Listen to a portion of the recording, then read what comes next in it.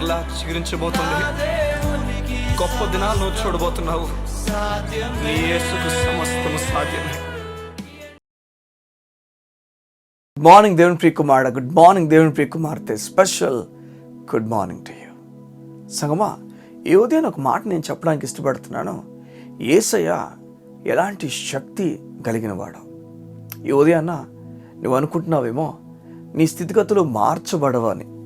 లేదు, ఒక పక్షవాయుగల వ్యక్తిని ఒక నలుగురు ఎత్తుకుని వచ్చి ఒక మేడపై నుంచి యేసుప్రభు దించుతారు. యేసుప్రభు ఉన్న చోటకు అక్కడ ఖననం చేసి ఆ పైనుంచి కింద దించినప్పుడు యేసుప్రభు ఆ పక్షవాయుగల వ్యక్తిని చూసి ఈ మాట చెప్తాడు, నీ పాపములు క్షమించబడినాయి. ఆ మాటకు అక్కడ వాళ్ళందరూ ఈ విధంగా చెప్తారట, ఎవరైనా దైవ దూషణ చేస్తున్నాడు, దేవదూషణ చేస్తున్నాడు ఎవరని చెప్పి మొత్తం వారు మాట్లాడుకుంటారు. దేవుడు ఒక్కడు తప్ప మానవుడు ఎవడు కూడా పాపం క్షమించలేడు కదా అని చెప్పగానే యేసయ్య ఈ మాటలు తెలుసుకొని వారి హృదయంలో మాట్లాడుతున్న మాటలు తెలుసుకొని ఈ విధంగా వారు చెప్తాడు, ఎందుకని ఇలా అనుకుంటున్నారు మీరు? మనిషి కుమారునికి పాపం క్షమించే అధికారము ఇవ్వబడిందని చెప్తాడు. చూడండి, ఒక విషయం మనకు అర్థం కావాలి అని అంటే, పాపమును క్షమించే అధికారం యేసు ప్రభుకి ఇవ్వబడింది. ఎలా ఇవ్వబడింది చూడండి, మన పాపము తానై ఓరికి నేను పాపం క్షమించేస్తుందని చెప్పట్లేదు, కానీ నీ పాపానికి శిక్ష ఎంత ఉందో ఆ శిక్ష యావత్తును యేసు ప్రభు శిలువ మీద తీసుకున్నాడు. నువ్వెంతైతే పాపానికి పేమెంట్ చేయాలో, పాపం చేత మరణం గనక ఆ మరణపు పేమెంట్ యేసు శిలువ మీద తన మరణాన్ని ఇచ్చాడు. నీ మరణానికి బదులుగా తన మరణాన్ని ఇచ్చేశాడు. ఇప్పుడు బైబిల్ చెప్తుంది, పేమెంట్ అయిపోయింది కనుక, పేమెంట్ జరిగింది కనుక ఇప్పుడు దేవుడు చెప్తున్నాడు, నీ పాపములు క్షమించబడుతున్నాయి. ఓరికి నీకు క్షమాపణ రాలేదు, కానీ లీగల్గా క్షమించబడ్డావు. నువ్వు ఈ లీగల్గా ఎలా క్షమించబడ్డావు అంటే, నీ పాపములకు శిక్ష సమాప్తమైపోయింది. యేసు ప్రభు నీ పాపాన్ని శిక్ష శిలువ మీద తీసేసుకున్నాడు. నీవు శిక్షింపబడాలి, నీవు మరణించాలి. నీ స్థానంలో యేసయ్య మరణించాడు కనుక ఇప్పుడు దేవుడు నీకు చెప్తున్నాడు, నువ్వు క్షమించబడుతున్నా. మనుష్య కుమారునికి అధికారం ఇవ్వబడిందట. ఎలా ఇవ్వబడిందంటే చూడండి, ఎంత సంతోషం మాటది. మనుష్య కుమారునికి పాపములు క్షమించే అధికారం ఇవ్వబడింది. నువ్వు నమ్ముతున్న యేసయ్యకు అధికారం ఇవ్వబడింది. పాపము క్షమించడానికి అధికారం ఇవ్వబడింది.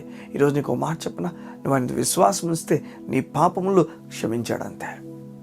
నువ్వు అనుకుంటున్నావేమో నాకు క్షమాపణ ఉందా, క్షమించబడ్డాను, అసలు పరలోక రాజ్యం వెళ్తాను నేను, ఈ ఆలోచనతో నువ్వు కుమిలిపోతున్నావు. లేదు, నువ్వు క్షమించబడ్డావు. యేసు ప్రభువుకు అధికారం ఉంది. ఎలా అధికారం ఇవ్వబడింది? ఎలా ఇవ్వబడింది అంటే, నీ పాపము తానైపోయాడు. 2 కొరింథీయులకు రాసిన పత్రిక 5:21 ఈ విధంగా ఉంటుంది, మన నిమిత్తము ఆయన పాపం అయిపోయాడని చెప్పి బైబిల్ చెప్తుంది. అవును, నీ నిమిత్తం నా నిమిత్తము ఆయన పాపముగా మారిపోయాడు. ఈరోజు నీకు ఒక మాట చెప్పనా, నేను దేవుడు నీతిమంతుడని పిలుస్తున్నాడు. అదే వచనంలో ఈ విధంగా చెప్పబడుతుంది, మనం ఆయన యందు దేవుని నీతి అగునట్లు పాపం ఎరుగున ఆయన మన నిమిత్తం పాపముగా చేయబడెను. నీ నిమిత్తము నా నిమిత్తము పాపముగా ఆయన చేయబడ్డాడు. యేసు ప్రభు పాపంగా మారిపోయాడు. నేను దేవుడు నీతిమంతుడని పిలుస్తున్నాడు. నీకు మాట చెప్పనా, ధైర్యంగా నువ్వు దేవుని దగ్గరికి వెళ్ళొచ్చు, భయపడకుండా వెళ్ళొచ్చు. నీ పాపం క్షమించే అధికారము యేసు ప్రభుకి ఇవ్వబడింది. కారణము నీ పాపంగా ఆయన మారిపోయాడు కనుక ఆయన అధికారంతో నేను క్షమించడానికి ఇష్టపడుతున్నాడు. చెప్పండి ఒక మాట, సింహాసనం మీద కూర్చున్న దేవుడే నేను క్షమించిన తర్వాత ఇంకెవరిని ఆపుతారు చెప్పండి? ఆ గేట్ దొరిన వ్యక్తి ఆపగలడా? ఆ బయటను వాడు ఆపగలడా? పరలోకంలో గేట్ దొరిన వాడు మిమ్మల్ని ఆపగలడా చెప్పండి? ఎందుకంటే ఆ గేట్ ఎవరైతే వేశారో ఆ దేవుడే, గేట్ దగ్గర ఎవరైతే పెట్టాడో ఆ వ్యక్తి కూడా దేవుడే. ఆ దేవుడు నీకు చెప్తున్నాడు, నేను ఆ వ్యక్తిని పెట్టు, నువ్వు కంగారు పడద్దు, ఎవరిని ఆపలేరు, నువ్వు ఫర్గివ్, నువ్వు క్షమించబడ్డావు. అది మాత్రమే కాదు, కానీ ఈ పక్షవాయు గురించి మాట్లాడుతూ ఒక మాట చెప్తాడు, పాపం క్షమించటం గొప్ప సంగత, అది గొప్పదా? లేకపోతే పక్షవాయు గారిని లెగిచి వెళ్ళమని చెప్పడం గొప్ప సంగత అని చెప్పి ఒక మాట అంటాడు యేసు ప్రభు. చూడండి, ఎందుకు ఈ మాట చెప్తానంటే, మనం చాలాసార్లు అనుకుంటాం స్వస్థ ఈ గొప్ప విషయాలే గొప్పవేమో. లేదు, పాప క్షమాపణ అన్నిటికన్నా గొప్ప సంగతి. నువ్వు క్షమించబడినందుకు నువ్వు సంతోషపడాలి. ఎందుకంటే క్షమించబడకపోతే నరకమే మన గతి. అక్కడ మరల ఇంక క్షమాపణ ఉండదు, ఇక జీవితకాలం నరకమే, నరక బాధే. ఈ విధంగా దేవుడు నీతో మాట్లాడి చెప్తున్నాడు. చూడండి, ఫర్గివెన్ లేకపోతే క్షమించడం అనేది, క్షమాపణ అనేది మొదట అనుగ్రహించిన తర్వాత అప్పుడు ఈ పక్షవాయుగల వ్యక్తి చెప్తున్నాడు, లే నీ పరుపెత్తుకొని వెళ్ళు. మొదట క్షమాపణ ఇవ్వబడింది, ఆ తర్వాత చూడండి శరీర స్వస్థత దేవుడు అనుగ్రహించాడు. నీకు చెప్తున్నాడు, నువ్వు క్షమించబడ్డ మొదట అయితే తర్వాత స్వస్థత, గొప్ప విషయాలు నీ జీవితంలో అనుభవపూర్వకంగా అనుభవించబోతున్నావు. ఈరోజు జాబ్స్ గురించి కంగారు పడుతున్నావేమో, మొదట క్షమించబడ్డావన్నాము, దేవుని అధికారం, క్షమించే అధికారం ఉందన్నాము, ఆ తర్వాత మిగతా విషయాల అధికారం కూడా ఆయనకు ఇవ్వబడిన విషయం నువ్వు గమనిస్తావు. ఆయన క్షమాపణ ఇవ్వగల సముద్రుడని చెప్పినాము, నిన్ను క్షమించాడు నీ పాప నుంచి అన్నాము, ఆయన తర్వాత నీకు కావలసిన అన్ని కూడా ఇవ్వగల సముద్రుడని నీకు అర్థమవుతుంది. నీ జీవితంలో ఈ విషయం నువ్వు అర్థం చేసుకోవాలి.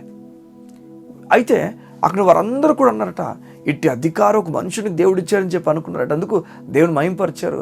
ఈ అధికారం అంటే వారేం చూశారంటే, వారి పక్షవాయు గల వ్యక్తి తన పరుపెత్తుకొని వెళ్ళిపోవడం చూసి అన్నారు, ఇట్టి అధికారం దేవుడు మనుషునికి అనుగ్రహించాడని. అయితే నువ్వు స్వస్థత అధికారం గురించి చెప్పొద్దు, కానీ పాప క్షమాపణ అధికారం యేసుప్రభుకి ఇవ్వబడిందని చెప్పు. ఆ తర్వాత స్వస్థ అధికారం ఆయనకుందని బలంగా నమ్మడం ప్రారంభిస్తావు. దేవునికి అసాధ్యమైంది ఏమి ఉండదు, సమస్తము సాధ్యమే. ఆ దేవునికి చెప్తున్నాడు, గొప్ప కార్యం నీకు చేస్తాను. పాప క్షమాపణ కలిగి ఉన్నావు, నువ్వు క్షమించబడ్డావు, నువ్వు నీతిమంతుని పిలువబడుతున్నావు. ఈరోజు పిరికి వాడిలా ప్రార్థన చేయక, అన్ని మేలు జరగబోతుంది నీకు. దేవుడు మేలుతో నింపబోతున్నాడు, ఉన్నతమైన కార్యాలు దేవుడు నీకు చేయబోతున్నాడు. నీరసించిపోక దేవుడిని గొప్పగా నడిపించబోతున్నా. కళ్ళు మూసుకుంటావా? ఏదో నీ గురించి ప్రార్థన చేయడానికి ఇష్టపడుతున్నాను. మా ప్రియ పరలోకపు తండ్రి, నీకు వందనాలు. నీ ప్రజలు నీరసించిపోక, దిగులు పడక, నీ వారి కొరకు చేయబోతున్న ఉన్నతమైన కార్యాలు వారు అనుభవించి, వారి జీవితంలో నీవు వారి కొరకు ఆలోచించిన విషయాలన్నీ జరిగినట్లు వారిని ముందు నడిపించమని కోరుతున్నాను. సహనమును, నెమ్మదిని, బలమును నీ ప్రజలకు ఇచ్చి ఉన్నతమైన కార్యాలు జరిగించమని కోరుతాను. యేసు పరిశుద్ధ నామమున ప్రార్థించుచున్నాము తండ్రి. ఆమేన్, ఆమేన్. సోమా, దేవుడు నీ కొరకు ఉన్నతమైన కార్యాలు చేయబోతున్నాడు. నమో, దేవుడు నేను గొప్పగా నడిపించబోతున్నాడు. God bless you. See you tomorrow.